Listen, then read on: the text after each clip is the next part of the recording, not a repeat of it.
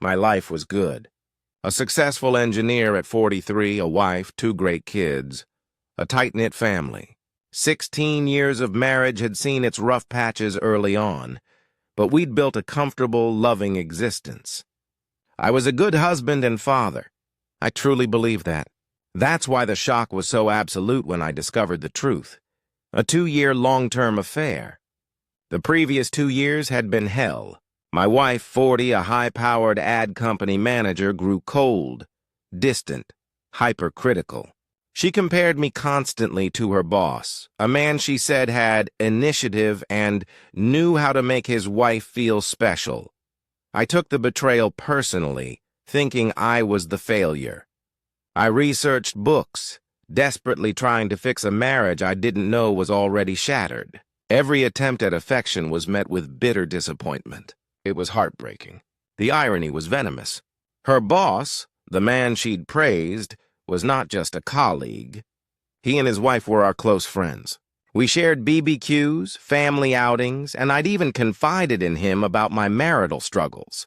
He offered advice. The sheer hypocrisy made my stomach turn. Then came the moment of discovery. One night in bed, she was giggling at her phone. The moment I leaned over, she viciously pulled away. The anger in her face was instant. "What are you doing?" she snapped. "None of your business," she told me before retreating to the bathroom. That night I knew. I didn't have proof, but the sudden cold rage sealed it. When I confronted her the next day, she was furious and denied everything. A month later, I finally got her phone. She deleted texts, but they were inconsistent, almost ridiculous. I gave it to a buddy, and that's when the pieces clicked into a terrifying whole. Recovered texts confirmed it. The affair was with her boss. My trusted friend. The anger was a physical weight in my chest. I wanted to scream, but I bit my time. I had to think of the kids. I was a wreck. I cried in front of my friend. Still, my love, or perhaps my desperation, was immense. 3 days later, I bought a book on healing from infidelity. I was planning to beg her to stop, to save us. That Saturday, she lied. An emergency at work. The office was closed. She returned at 2 a.m., showered, and slid into bed. She dodged my questions. I was sick of it. She saw my suffering and didn't care. I had to act. I contacted the boss's wife. She was as shocked as I was. We met, pooling our meager evidence. She was driven by a need for certainty, and I was consumed by a desire for justice. She had an easier time finding proof. Her husband, in his sheer arrogance, hadn't bothered to delete a thing. 2 years.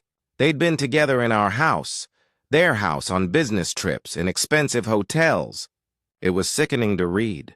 The betrayal was absolute. We decided they could have each other. Our revenge would be cold, calculated, and public. We drew up divorce papers simultaneously. They had no idea we knew. We played the part of the devoted, oblivious spouses while getting our ducks in a row. By the way, if you're still with me, make sure to hit subscribe. More unbelievable stories are coming. The time was right. We knew the hotel they'd booked. I went there with the sheriff. I waited in the lobby, my heart pounding with a strange mix of dread and satisfaction. My wife was called down. She appeared, wrapped in a bathrobe, eyes wide with panic. The sheriff confirmed her identity. Then he served her. The shocked look on her face was pure, unadulterated agony. Yes. That was my satisfaction. I turned to leave, but she grabbed my arm, frantic. "What are you doing here?" she demanded.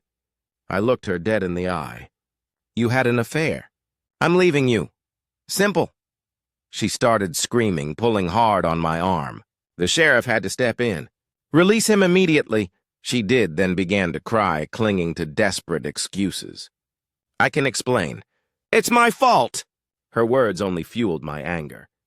I left quickly.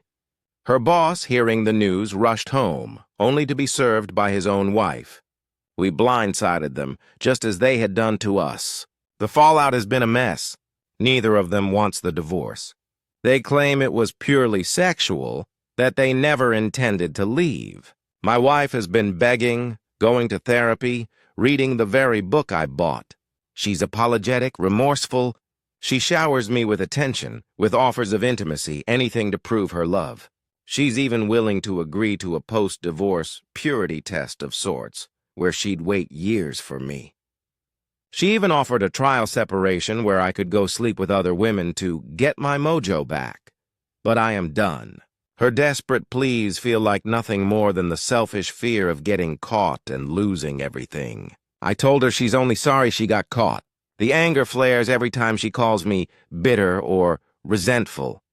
I went to a few therapy sessions with her just to see her progress. In one, she revealed her deep insecurity and her jealousy of the boss's wife, a woman of integrity. The affair, she admitted, was a fantasy that made her ego skyrocket. It was never about me. It was about her hollow need to feel desired. The therapist, trying to mediate, asked what it would take for me to reconsider. I gave the only honest answer, a time machine. What I have now is a sham. The divorce is finalized. It was a long road of grief and rage, but it's done. We split everything fairly, largely due to her own guilt. I am not the villain here. I decided to move on entirely. I've realized I deserve better than a woman who invested her energy in another man, who showed me laziness and disdain, and only now offers the ideal woman. I will not accept disrespect. The twist? I've been seeing the boss's ex-wife, who became my confidant and pillar of support through all this. The woman my ex-wife hates and fears. The other day, after a dinner that was flirty and comfortable, things took a passionate turn.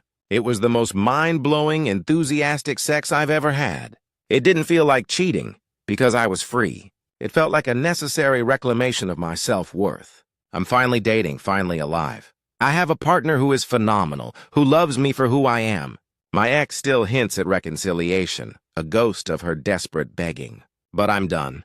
The final satisfaction is seeing the man who helped ruin my marriage now humbled and suffering his own consequences, while I build something real with a woman who understands my betrayal better than anyone. I lost a lot of money, but I gained my self-respect, and I finally realized I can do better. I know many people get criticized for moving on too fast or for being cruel to the remorseful spouse. Tell me what you think. Was I wrong to not give her another chance? Or did I do the only thing I could to truly respect myself? I really want to know.